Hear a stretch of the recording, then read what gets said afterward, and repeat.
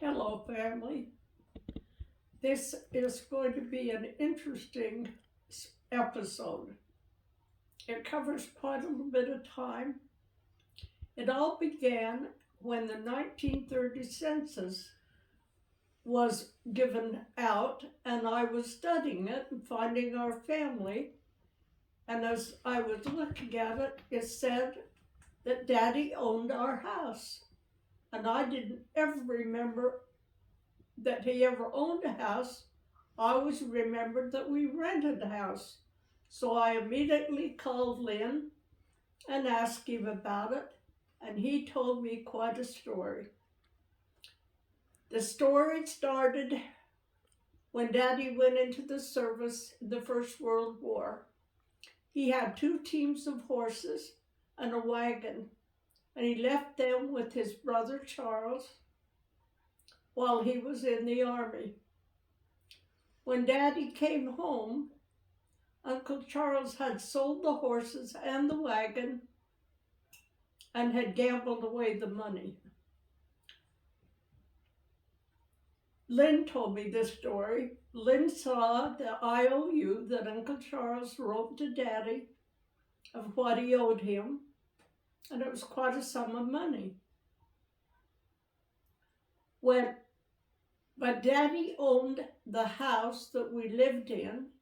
It was the Crook family house. After he and Mom got married, they moved into that house and he bought it. He borrowed some money from a man named Howard Holliday and paid Aunt Toots and Aunt Ruby their share of the house because it belonged to their parents. But he did not sell or did not give Uncle Charles any money. He took Uncle Charles' IOU, and he felt like that he had paid his share. Anyway, time went on. We went into the Depression in 1930. Daddy went to Veterans Hospital, and then he went to Livermore, California for the Veterans Hospital. And when he came home from the hospital, which must have been 1930, the later part of 1938, or the early part of 1939, he found an eviction notice on the house. Uncle Charles had waited till the time limit on his IOU gave up, and then he went and he was suing Daddy for his part of the house. I only remember this because Lynn explained it to me. It must have been a very trying time, Daddy coming home from the hospital, knowing that there was nothing that they could do for him, and then on top of that, losing the house that he thought he was leaving to his family. I remember that when we left the house, I do not know what happened legally. I don't know whether Uncle Charles got any money, if the house was sold, or whatever happened. And Lynn didn't explain this to me very well.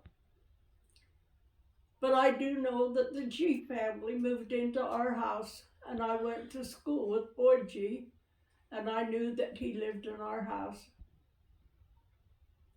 We moved into what I call the Ross house.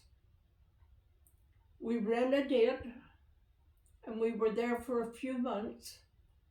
And then we moved into the Jenkins house, and that's where we were living when Jim was born in September of 1940.